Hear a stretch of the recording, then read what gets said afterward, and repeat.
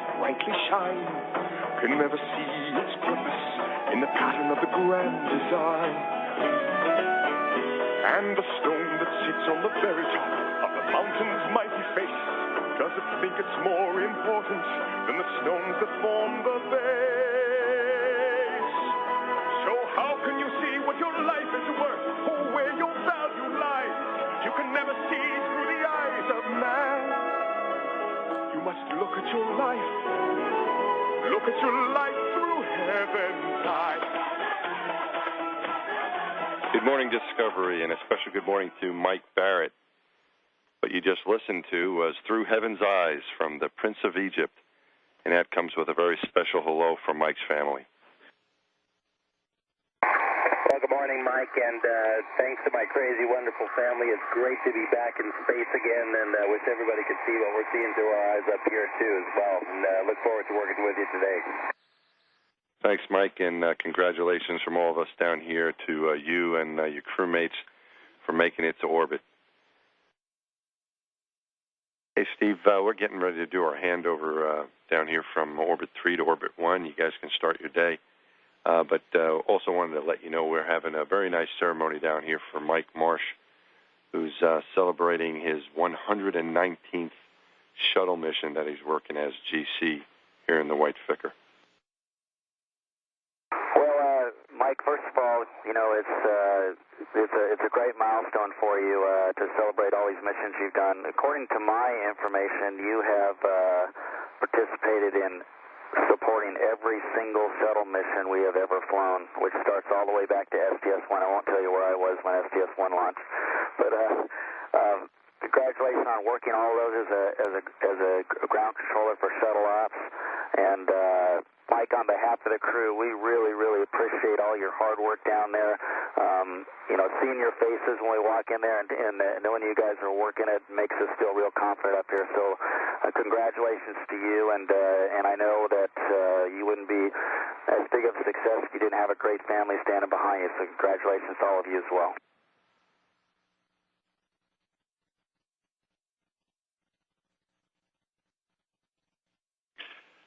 First of all, let me say this is a great honor. I'm very pleased to be here and be a part of this program. And this ceremony is just overwhelming. My family's here and all of management, and I am just truly overwhelmed. I love this business. I love working here, and I love working with all of you, everybody here on the ground and in the air. Thank you very much. You bet, Mike, and again, congratulations to you on being there for the program. You know, you go around this program and you see people everywhere that have been working in this program for many years. Not too many worked it from STS-1, but there's still quite a few out there that have done that as well. And you know, I'm just looking out the window here, going over the Earth, like right over the middle of Africa right now, and thinking about how cool it is to be up here doing this. But what's even more impressive to me about the whole spaceflight business is when you have a large team like we have doing something incredibly complex that most people don't understand how complex it really is, and yet we pull it off successfully year after year, mission after mission, and all the stuff that you guys do on the ground to make it all seem seamless to us. So it's good once in a while, I think, for all of us to kind of step back and think about what we're really doing, and because we're a set of very few people in the world that ever get to do this. Thank you very much. This is the flight deck, looking there on the far right-hand side at the pilot, Eric Bowe. The crew is getting ready to conduct a course correction burn. This will adjust Discovery's velocity by 10.3 feet per second. The crew's had a very busy morning so far. They've got an even busier day ahead as they get ready to not only conduct a couple of these course correction burns, but also this orbiter boom sensor system survey today. They will start off with the right wing, the starboard wing, then move that orbiter boom sensor system over to the nose cap, and then finally wrap up with the port wing on the left-hand side. All of these images will be downlinked to the team here in Houston. They'll take a look at them over the next couple of days to make sure that Discovery's thermal protection system, and namely those forward portion of the wings and that reinforced carbon that's on the front part of the nose cap, has fared well during yesterday's launch. 10 seconds to go.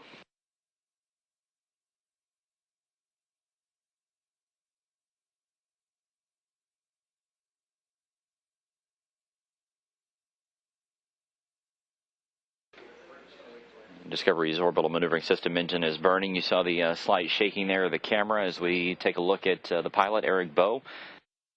There on the right-hand side of the cockpit inside Discovery, watching over this engine as it burns down.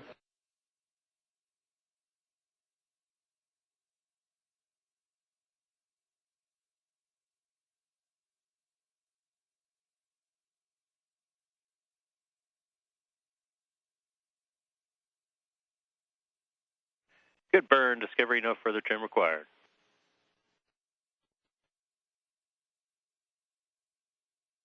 Copy.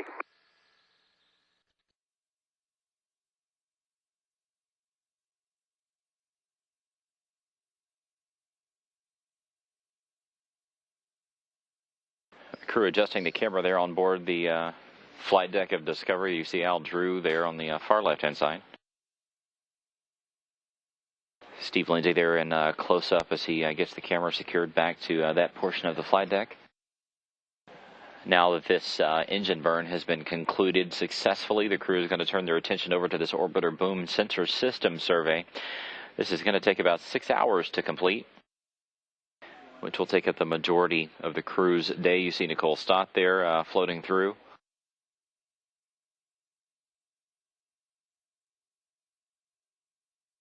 At this point, the shuttle's robotic arm is still hovering above where it is normally stowed on the left-hand side of the shuttle's payload bay. That's the port side.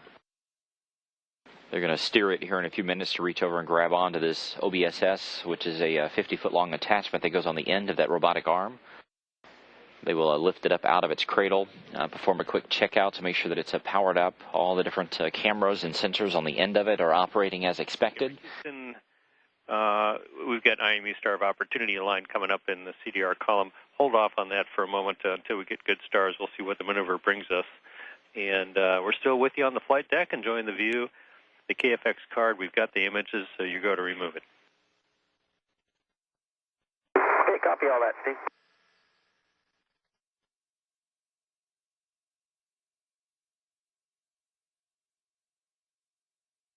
The very tip end of the shuttle's robotic arm there at the top center portion of your screen. There at the bottom is the target for that arm. That is the end of the orbiter boom sensor system attachment. Houston, we're on page 7-4 of PDRS. We think we have everything configured correctly before we grapple, but if at the top of the page, if you'd give us go if you see the APC in a good config. Discovery Houston PDRS, Eric. PDRS book page 7-4 on the top. Those three checks have been confirmed by us, so you go to continue. With the arm in motion now as the crew gets ready to attach the robotic arm onto the orbiter boom sensor system to get this survey underway.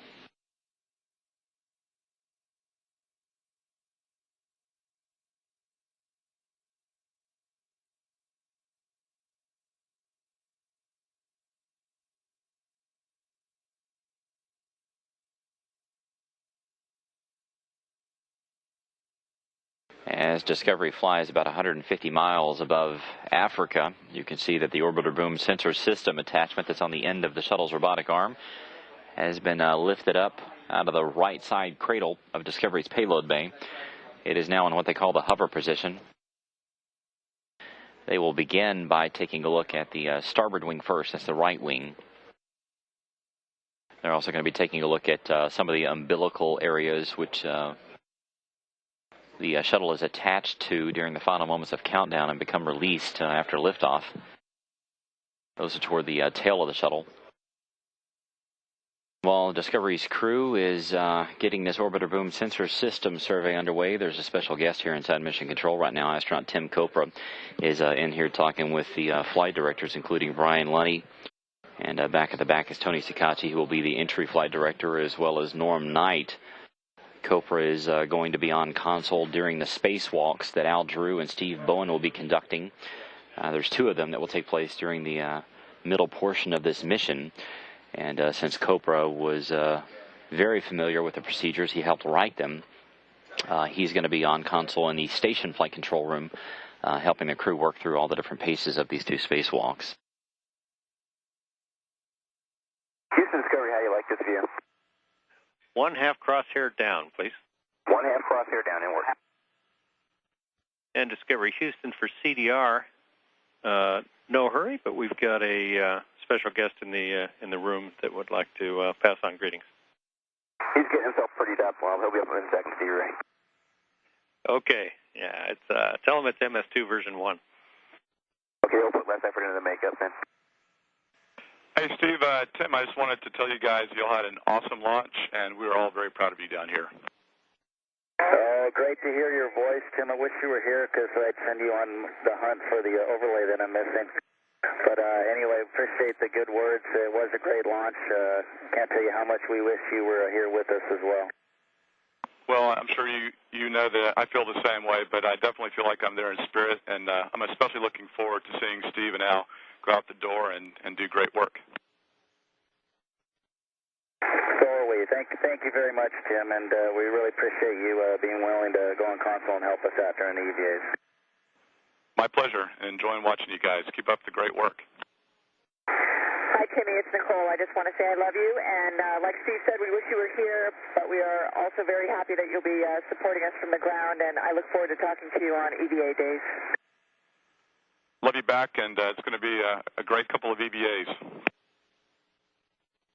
Hey, Tim, it's Mike. We missed your booming zero-G laughter up here, and I'll have to tell you that you're here in a little bit more than spirit, but we'll have to explain that when we get back.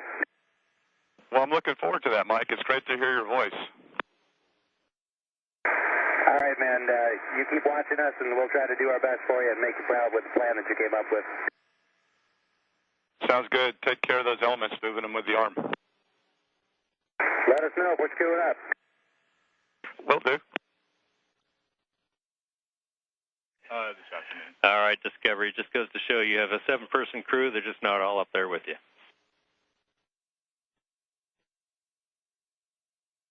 Absolutely. This is Mission Control Houston. We want to step away from the OBSS inspection for a few minutes and show you this live video on board the International Space Station. The crew is opening up the Kepler automated transfer vehicle. It arrived at the station yesterday, docked shortly before Discovery's liftoff. But it is bringing up several tons of supplies for the crew. It is installed on the back end of the Russian segment, the Zvezda service module. But the crew is busy opening it up and going inside. They've put on some masks a few minutes ago. This is standard protocol. Anytime they open up a new piece of the station or any kind of vehicle, they greet them. All that is to do is to protect them from any sort of dust or debris that could come loose during the launch and ascent of that vehicle. And of course it would float up in the weightlessness of space, but they've cleared the environment. Alexander Clary there is preparing the hatch in between the 2 vehicles.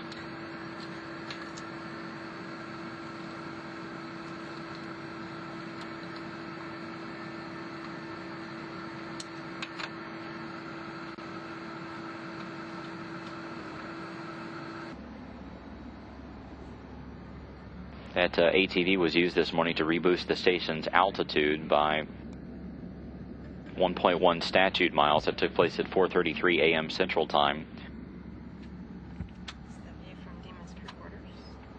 The crew's going to be very busy not only with this STS-133 mission, but also unloading all the different cargo inside ATV. Oleg, how is it? Over the next several days and weeks. Yeah, it's fine. Smells okay? Felix Krupochka there. One more sample. Okay. Formaldehyde is not present. What about carbon monoxide? Okay. So we can check for everything.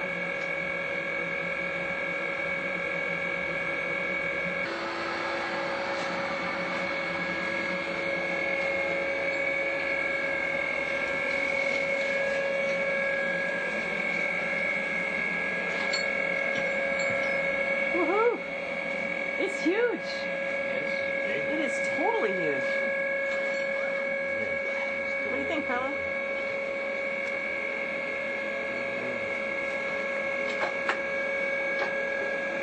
Wow.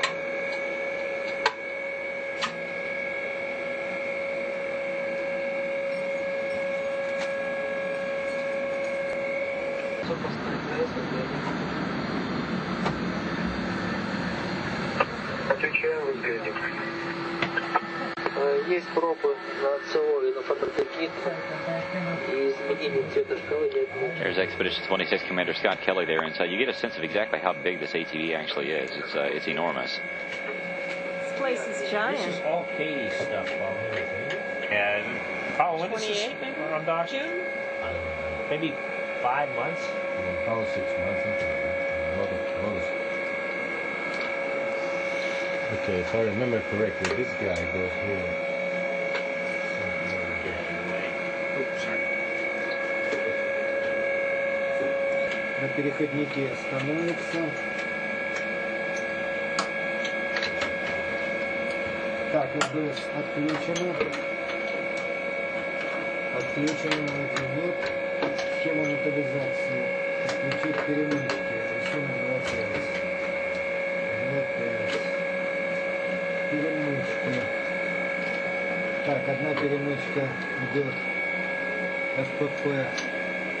This is Mission Control, Houston. Once again, we're watching playback from the Expedition 26 crew as they opened up the ATV that docked with the station yesterday.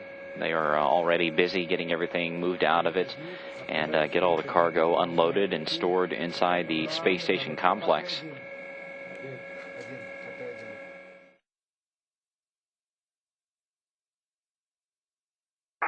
Houston Discovery for EVA. Are we talking EVA on air to ground too, guys? Yes, we are. Okay, go ahead. EMU checkout prep complete and moving on to EMU checkout. Copy. Thanks, Steve. While this survey of the orbiter boom sensor system in the left wing of Shuttle Discovery continues, the crew inside rapidly moving through the steps to get the 2 space suits that Al Drew and Steve Bowen will be using checked out. Those are going to be moved across the hatchways after docking tomorrow. As we take a live look outside of Discovery's payload bay, taking a look at that robotic arm with the orbiter boom sensor system attached at the end of it, the crew is steadily working through this port wing survey. Commander Steve Lindsay and pilot Eric Bowe are now maneuvering the robotic arm to put the OBSS back onto the starboard sill of the payload bay and complete today's operation. This view comes from a camera on the robotic arm, on the elbow of the arm. Looking down the forearm, you can see the end effector where it is has a grip on the end of the OBSS. And as Lindsay and Bowe get it lined up, they'll be lowering the OBSS back into a set of cradles along that starboard side of the sill. Today's inspection all went without any hitches. There were no reports of any problems with the systems as the inspection was conducted to include the starboard wing, the port wing, and the nose cap, as well as the OMS pods and associated areas, the heat shield tiles, and to at least the untrained eye, there was no indication seen of any areas of the thermal protection system that had suffered any damage.